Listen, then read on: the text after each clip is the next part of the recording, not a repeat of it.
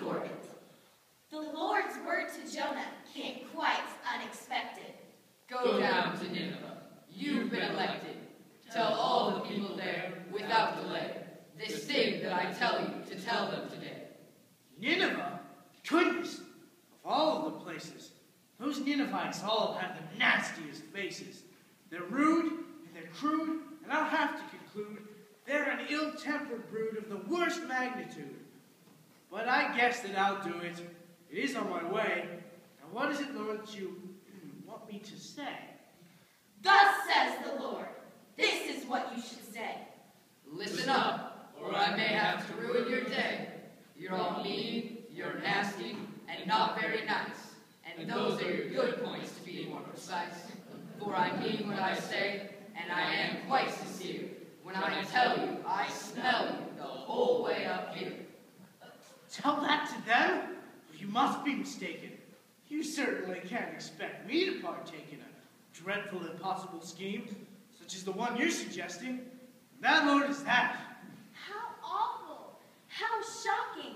How horribly harshish! He thought as he boarded a boat bound for Tarshish. And down in the very most bottomest part, Jonah lay there alone, just himself and his heart. Jonah laid in that boat, and he thought, but he just couldn't do what he knew, what he ought. Now you can't run away from the Lord. Jonah knew it. But he was about to find out what occurs when you do it. The weather started getting rough. The tiny ship was tossed. A tempest blew. The boat's crew flew.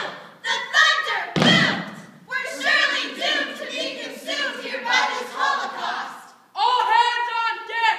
All hands on deck! The captain shouted out. And Jonah, you get up here too, because if I'm not mistaken, this earthquaking is the making of the likes of you. The crew drew straws to figure out just who should be ejected for causing this calamity to which they'd been subjected. The shortest straw would tell them who, and as he had predicted, the captain watched with no surprise as good old Jonah picked it. Okay. It's all my fault. Just throw me out and the storm will stop. You heard the man. Let's throw him in. The sailor shouted with a grin. Yes, bon voyage and tally-ho. Let's pick him up and heave him ho. Wait a minute, not so fast. The captain shouted, flabbergasted. Let's make the shore. Let's try again. Now grab your oars and row some more.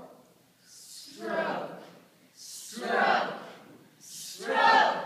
Stroke! But they simply couldn't do it. So they threw him out into it. Whoa! And all at once, the thunder stopped. the sea grew calm. The sun came out. What God did Jonah so betray to cause this startling display where even wind and waves obey? Now deeper and deeper he found himself sinking, which prompted old Jonah to do some rethinking. Oh, Lord, have you left me for dead? The waves and the waters encircle my head. Barnacles clutch at my fingers and toes, and some wet wiggly thing is attached to my nose. Oh, there's nothing, I'm sure, quite as dreadful as this, except being swallowed alive by a fish.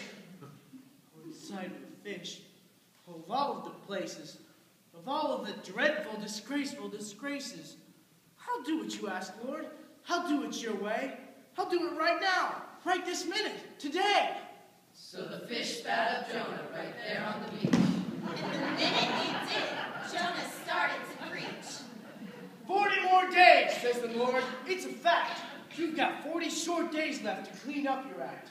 For you're mean, and you're nasty, and not very nice. And those are your good points, to be more precise.